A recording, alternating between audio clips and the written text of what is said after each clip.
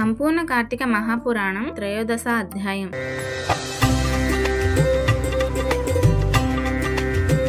కన్యాదాన ఫలము. వశిష్ఠ ఉవాచ. రాజా, ఎంత చెప్పినా తరగని ఈ కార్తీక మహత్య పురాణంలో కార్తీక మాసంలో చేయవలసిన ధర్మాల గురించి చెబుతాను. ఏకాగ్ర చిత్తుడవై విను. తప్పనిసరిగా చేయవలసిన వానిని చేయకపోవడం వలన పాపాలను కలిగించేవి అయిన ఈ కార్తీక ధర్మాలన్నీ కూడా నా తండ్రి అయిన బ్రహ్మదేవుని ద్వారా నాకు బోధించబడ్డాయి. నీకిప్పుడు వాటిని వివరిస్తాను. జనక రాజేంద్ర, ఈ కార్తీక మాసంలో కన్యాదాన, ప్రాతకాల స్నానములు, యోగ్యుడైన బ్రాహ్మణ బాలునకు ఉపనయనం చేయించడం, విద్యాదాన, వస్త్రదాన, అన్నదానములు అవి చాలా ప్రధానమైనవి. బ్రాహ్మణ కుమారునికి కార్తీక మాసంలో ఒడుగు చేయించి దక్షిణను సమర్పించడం వలన పూర్వజన్మ పాపాలు కూడా తొలగిపోతాయి. ఆ విధంగా తమ ధనముతో ఉపనయనం చేయించబడిన వటువు చేసే గాయత్రి జపం వల్ల దాత పంచమహాపాతకాలు నశించిపోతాయి. 100 రావి చెట్లు నాటించిన, 100 తోటలను వేయించిన, 100 నూతులను దిగుడు బావులను నిర్మించిన,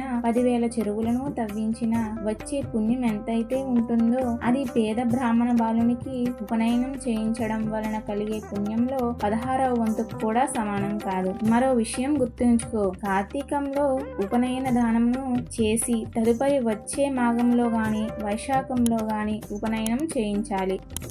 సాధువులు, శ్రోత్రియులైన బ్రాహ్మణ బాలునకు ఉపనయనం చేయించడం వల్ల అనంత పుణ్యము కలుగుతుందని ధర్మవేత్తలైన మునులందరూ కూడా చెప్పి ఉన్నారు. అటువంటి ఉపనయనానికి కార్తీక మాసంలో సంకల్పము చెప్పుని ఫలానా వారికి నేను నా ద్రవ్యంతో ఉపనయనము చేయిస్తాను అని వాగ్దానం చేయడం వలన కలిగే సత్ఫలితాలన్నీ చెప్పడానికి స్వర్గలోక వాసులకు కూడా సాధ్యం కాదని తెలుసుకో. జనక నరపాల, ఇతరుల సొమ్ముతో చేసే తీర్థయాత్రలు, దేవ బ్రాహ్మణ సమారాధనలు వీటి వలన కలిగే పుణ్యం ఆ ధనదాతలకే చెందుతుందన్న విషయం జగద్విదితమే కదా.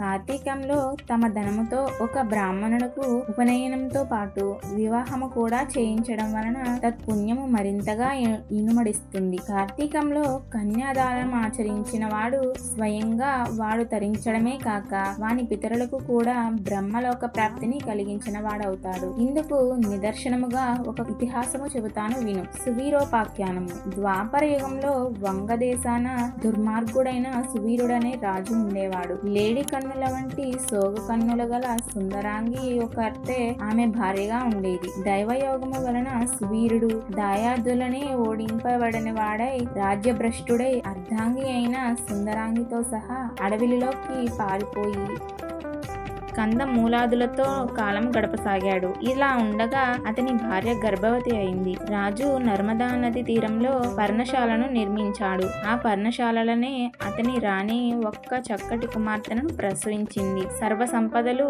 శత్రువుల పాలైపోవడం, తాను అడవుల పాలవడం, కందమూలాలతో బతుకుతున్న ఈ రోజుల్లో కడుపు పండి సంతానం కలగడం, పోషణకు చిల్లిగవ్వైనా లేని దరిద్రము, వీటన్నిటిని పదే పదే తలుచుకుంటూ తన పూర్వాకృత కర్మలన్నీ నిందించుకుంటూ అతి కష్టం మీద ఆ ఆడకూతురిని పెంచుకోసాగారు సువీర దంపతులు. కాలగమనంలో సూర్యుని కూతురు చక్కగా ఎదిగి నిజరూప లావణ్య సౌందర్యాదులతో చూసేవారికి నేత్రానందకారిణిగా పరిణమించింది. 8 ఏండ్ల ప్రాయంలోనే ఎంతో మనోహరముగా ఉన్న ఆమెను చూసి మోహితుడైన ఒక మునికుమారుడు ఆ బాలికను తనకిచ్చి పెండ్లి చేయవలసినదిగా సువీరుని కోరాడు. అందుక రాజు, ఋషిపుత్ర, ప్రస్తుతము నేను ఘోర దరిద్రంలో ఉన్నాను కనుక నేను కోరినంత ధనాన్ని నువ్వు కన్యాశుల్కముగా సమర్పించగలిగితే నీ కోరిక తీరుస్తాను అన్నాడు. ఆ పిల్ల మీద మక్కువ మానుకోలేని మునికుమారుడు, రాజా, నేను కేవలం మునికుమారుడైన కారణమున నీవు అడిగినంత ధనమును తక్షణమే ఇవ్వలేను. తపస్సు చేత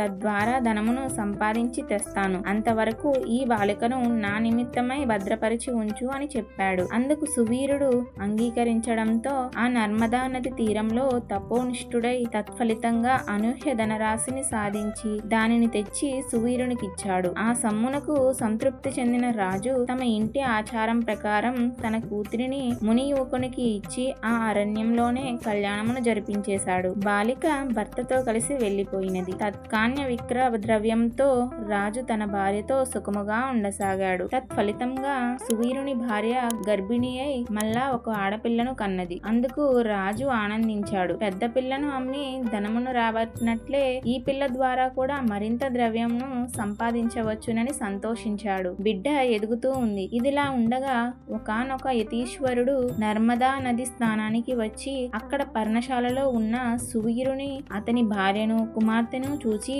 ఓయి, నేను కౌండిన్య గోత్రజుడైన యతిని. ఈ అరణ్య ప్రాంతంలో సంసారయుతంగా ఉన్న నీవెవ్వరివి అని అడిగాడు. యతీంద్రుడి ప్రశ్నలకు జవాబుగా, అయ్యా, నేను వంగాసాధీసుడైన సువీరుడను. దాయాదుల వలన రాజ్యభ్రష్టుడినై ఇలా అడవిలో జీవిస్తున్నాను. దరిద్రం కన్నా ఏడిపించేది కొడుకు చావు కంటే ఏడవలసినదిగా భార్యా వియోగం కన్నా బయటకు ఏడవలేని అంతఃశల్యం లాంటి దుఃఖం ఇంకేమీ ఉండదు. తమకు తెలిసినదే గదా. ప్రస్తుతం నీనా విధమైన 3 రకాల విచారాల వలన అమిత దుఃఖితుడనే ఈ విధముగా కందమూల భక్ష్యములతో ఈ అరణ్యమే శరణ్యముగా బ్రతుకుచున్నాను. ఈ అరణ్యంలోని తొలిచూలుగా నాకు ఒక కూతురు పుట్టినది. ఆమెనొక మునికుమారునకు విక్రయించి ఆ ధనముతో ప్రస్తుతానికి సుఖముగానే బతుకుతున్నాను. ఇది నా 2వ కూతురు. ఈమె నా భార్య. నా గురించి ఇంకా ఏ వివరాలు కావాలో అడిగితే చెబుతాను అని అన్నాడు సువీరుడు. సువీరుడికిచ్చిన సమాధానానికి ఆశ్చర్యపోతూ ఆ యతీంద్రుడు,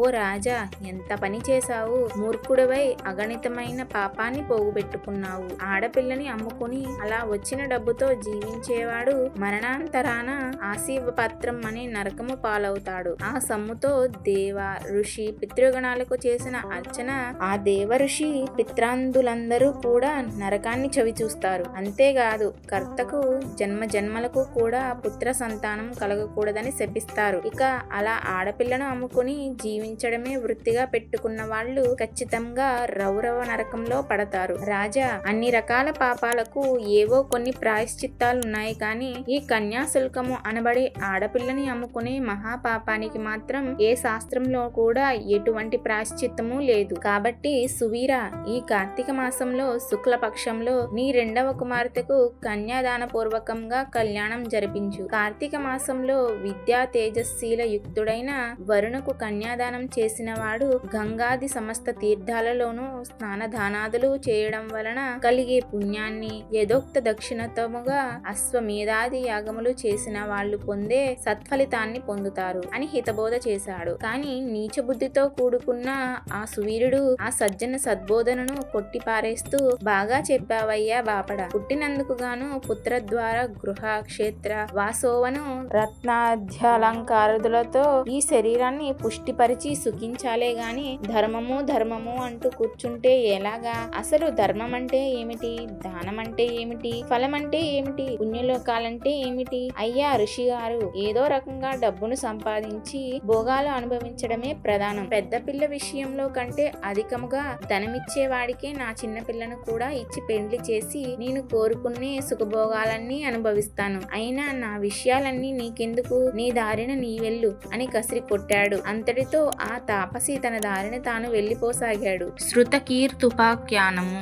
ఈ సువీరుని పూర్వీకులలో శృతకీర్తి అనే రాజకుడున్నాడు. సమస్త సద్ధర్మ ప్రవక్త, శతాధిక యాగకర్త అయిన ఆ శృతకీర్తి తన పుణ్యకార్యాల వలన స్వర్గములోని ఇంద్రాదుల చేత గౌరవింపబడుతూ సమస్త సుఖాలను అనుభవిస్తున్నాడు. సువీరునికి యముడు విధించిన శిక్ష కారణంగా యమదూతలు స్వర్గము చేరి అక్కడ సుఖిస్తున్న శృతకీర్తి యొక్క జీవుని పాశబద్ధుని చేసే నరకానికి తీసుకుని వచ్చారు. శృతకీర్తి యొక్క జీవుని పాశబద్ధుని చేసి నరకానికి తీసుకువచ్చారు. ఆ చర్యకు ఆశ్చర్యపడిన శృతకీర్తి యముని ముంగిట నిలబడి, స్వర్గములో ఉన్న నన్ను ఇక్కడికెందుకు రప్పించావు? నేను చేసిన పాపమేమిటి అని నిలదీసి అడిగాడు. మందహాసము చేశాడా మహాధర్ముడు ఇలా చెప్పసాగాడు. శృతకీర్తి, నీవు పుణ్యాత్ముడవే, స్వర్గార్హుడివే. కాని నీ వంశీకుడైన సువీరుడనేవాడు కన్యను విక్రయించాడు. అతగాడు చేసిన మహాపాపము వలన అతని వంశీకులైన మీరంతా నరకానికి రావాల్సి వచ్చింది. అయినా